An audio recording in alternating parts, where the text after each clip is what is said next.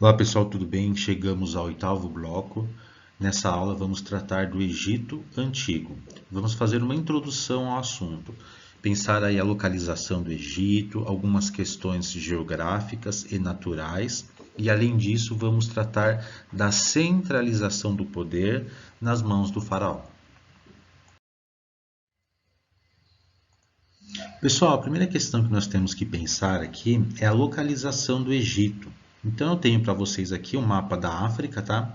É um mapa com as divisões, não é, dos países, uma divisão política atual. A época que nós estamos estudando, o Egito Antigo, não havia essa divisão, mas só para que vocês possam localizar aí o Egito. Então o Egito está localizado nessa região aqui, tá? Nós podemos aí chamar como Nordeste da África. Tudo bem? E nessa região da África há um famoso deserto, o deserto do Saara. Ampliando, né, só para você imaginar, não é, a região onde estava situada essa importante civilização egípcia, hoje um país importante da África, uma região aí, não é, de deserto. Quando eu falo para vocês um deserto, você pensa, mas como que uma importante civilização conseguiu se desenvolver, não é, numa região que provavelmente é tão difícil, não é, principalmente para a espécie humana, não é, sobreviver, se adaptar. Aí nós temos a primeira questão que nós temos, que devemos pontuar aqui, que é a presença do rio Nilo, certo? Aqui nós temos uma representação, tá, do rio Nilo. Então você tem aqui o rio e veja que interessante, aqui a margem do rio, essa parte aqui destacada em verde, não é? Então você tem o deserto, tanto no lado ocidental quanto no lado oriental. Só que você tem um rio e graças a esse rio os egípcios conseguiram o quê? Praticar agricultura, não é? Outras atividades econômicas e sobreviver. Aqui nós temos uma foto recente do rio Nilo, tá? Então veja que você tem um rio e no entorno ali o deserto do Saara. Pessoal, e como que os antigos egípcios aproveitavam o rio Nilo? Conversei também com vocês sobre isso durante as aulas. Então você tem o período da seca, período da vazante, não é? Da seca, e o período das cheias. Olha que interessante. No período da vazante, da seca, digamos assim, não é? As margens do rio, elas ficavam o quê? Próprias para o cultivo, não é? De trigo, cevado, e que seja. E no período da cheia, essa margem ficava ocupada pela água. Aí eu expliquei para vocês que essas cheias, elas variavam, não é, de acordo com a época do ano. Vocês devem estar lembrados disso, tudo bem?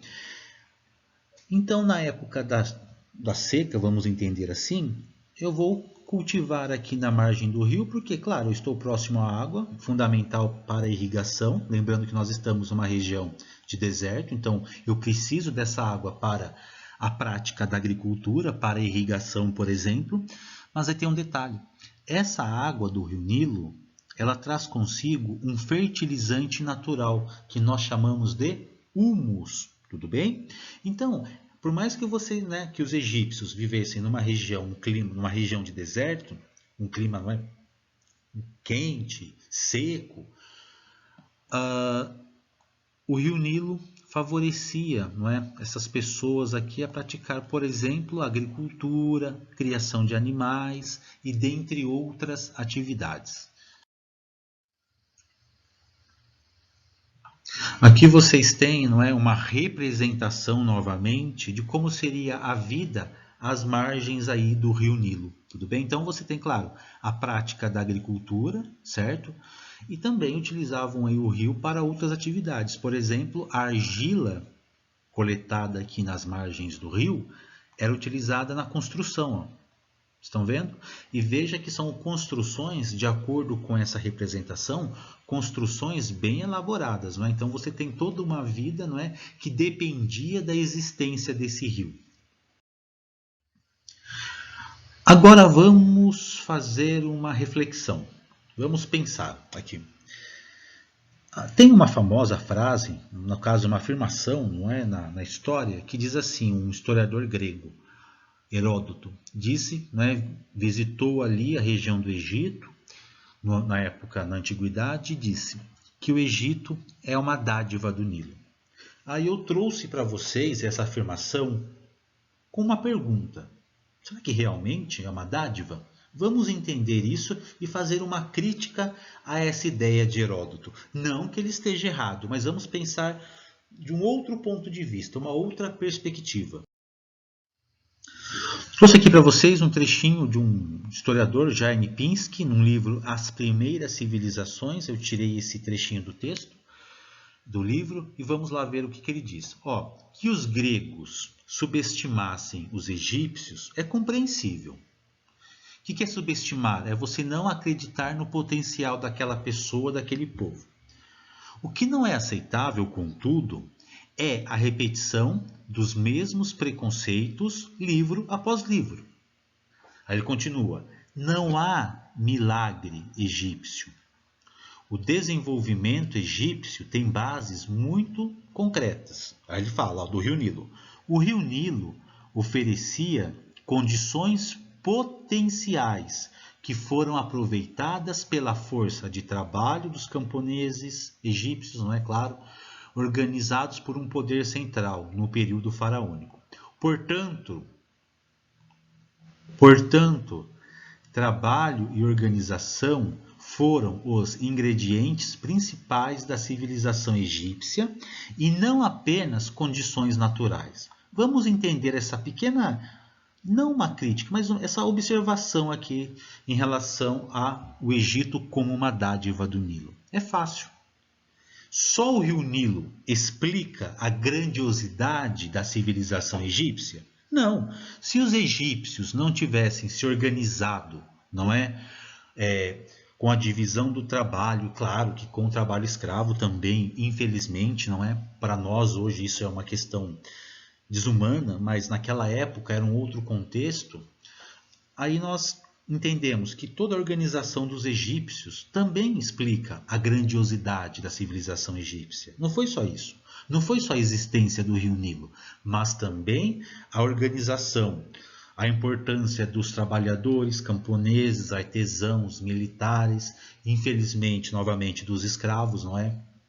Lembrando, vamos falar sobre isso na semana que vem, nas próximas aulas, mas que muitos escravos ali no Antigo Egito eram, não é, pessoas que foram derrotadas em alguma batalha, pessoas que não pagavam suas dívidas para, não é, com o governo, então acabavam sendo escravizadas. Então veja, sim, eles foram favorecidos pela presença do rio Nilo. Tudo bem ou não? Eles foram favorecidos aí pela presença do rio Nilo. No entanto, se não fosse a organização dos egípcios, não é, em relação a essas obras que eles foram construindo ao longo aí da sua trajetória, eles conseguiriam construir essa importante civilização? Com certeza não. Aqui um outro exemplo, não é? Além daqueles canais de irrigação que vocês observaram no slide anterior, eles construíam os diques. Qual é a ideia do dique? Na época da cheia, não é? A água passava por aqui. E como você tem a cheia, ela transbordava e depois ela ficava armazenada aqui nesses espaços, nesses diques. Veja então como que eles foram criando estratégias para aproveitar ainda mais as águas aí do Rio Nilo. Pessoal, mas quando eu falo para vocês em Egito, logo vem Rio Nilo, pirâmide, múmias, não é? E também a imagem do faraó.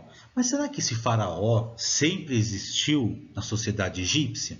Será que sempre existiu ali a figura desse governante poderoso, não é? Considerado pelos egípcios um deus, não é? O Horus vivo. Será que essa figura do faraó, ela sempre existiu na civilização egípcia? Vamos ver. Em relação às origens da sociedade egípcia. Isso, pessoal, olha o período. 4.000 antes de Cristo, arredondando aí 6.000 anos atrás aproximadamente. vários povos migraram para o vale, para essa região aqui, ó. Então, vários povos de várias regiões, eles foram migrando para o vale aqui do Rio Nilo. Então, vários povos foram, né? Claro que um processo que demorou muitos e muitos anos, décadas, até séculos, eles foram migrando e habitando aqui as margens do Rio Nilo. Até esse momento, havia essa ideia de Egito? Ainda não. Vamos ver aqui. Então, esses diversos povos eles foram migrando, não é, e se instalando aqui nas margens do Rio Nilo e praticavam, claro, a agricultura. Então, eles se fixaram às margens do Rio Nilo, formaram pequenos vilarejos, não é? E praticavam agricultura, não é? Criavam ali alguns animais e sobreviviam. Pequenos vilarejos. Pessoal, mas com o passar do tempo, esses vilarejos, eles foram se juntando, não é? Foram ali formando um grupo um pouquinho maior. Esse grupo nós chamamos de nomo. Ou seja, o nomo é um conjunto de vários vilarejos. Entendam esse processo histórico. Então você tem a migração desses povos para o Vale do Rio Nilo, certo? Formaram ali pequenas comunidades, pequenos vilarejos. Esses vilarejos, com o passar do tempo, foram crescendo, não é? Acabaram aí se juntando e formando um nomo, tá? Aí aqui, pessoal, prestem atenção. Você já tem a centralização do poder. Com quem? Com o governante. Só que esse governante ainda não era o faraó. Quem era então? O nomarca. Nomarca. Prestem atenção aqui. Não me vá confundir monarca, o rei, com o nomarca. O nomarca é aqui no Antigo Egito, tudo bem? Então o nomarca é o chefe do nomo, tá? É o governante. Mas o que esse cara, o que esse sujeito, né? O que esse governante faz? Ele é responsável pela produção de alimentos, não é? Ele vai supervisionar a produção de alimentos, ele vai supervisionar a criação de animais, construções de edifícios e, claro, ele vai cobrar os famosos impostos. Se você produz alimento, você não é deixa parte dessa sua produção para o governo, porque aí ele vai fazer uma distribuição, vai pagar seus funcionários, os soldados. Então esses nomos eles foram cada vez mais se juntando, não é? E formando um. Então aqui nesse momento nós temos os nomos do norte formando o Baixo Egito e os nomos do sul formando o Alto Egito. Um governante responsável pelo Baixo Egito e outro responsável pelo Alto Egito. E por que o Alto está situado ao sul e o Baixo ao norte? Nesse caso, nós seguimos o curso do rio, no caso o Rio Nilo. O Rio Nilo ele nasce aqui no interior do continente africano e vai em direção ao mar Mediterrâneo. Então aqui nós temos nessa parte a parte alta do rio e lá no final, já próximo ao mar Mediterrâneo, a parte mais baixa. Por isso nós utilizamos Alto Egito para a parte mais ao sul e Baixo Egito para a parte mais ao norte. Quem acompanha filmes, séries ou até novelas que tratam sobre o Egito, quando o súdito se refere ao faraó, ele diz o chefe das duas coroas. E isso tem uma explicação histórica, gente. Está aqui, ó. Você tinha a coroa branca, não é, o governante do Alto Egito, e a coroa vermelha, que seria o governante do Baixo Egito. Mas em 3200 antes de Cristo, olha como, né, estamos distante aí no tempo. Um governante, Menes, realizou a união dessas coroas. Está aqui, ó. Ele realizou a união dessas coroas. Então, Menes aí, não é, a união do Alto e do Baixo Egito, o nosso primeiro faraó.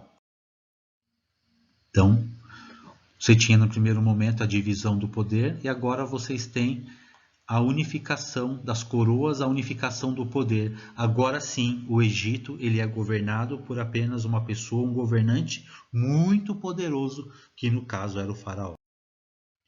Mas aí, em relação ao faraó, nós vamos tratar nas próximas aulas, em que nós vamos abordar aí a sociedade egípcia.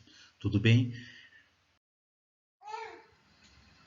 Pessoal, então era isso. Espero que vocês tenham aproveitado a aula. Lembrando que além dessa aula nós temos o texto de apoio para que vocês possam resolver as questões propostas lá no bloco número 8. Um abraço e ótima semana a todos.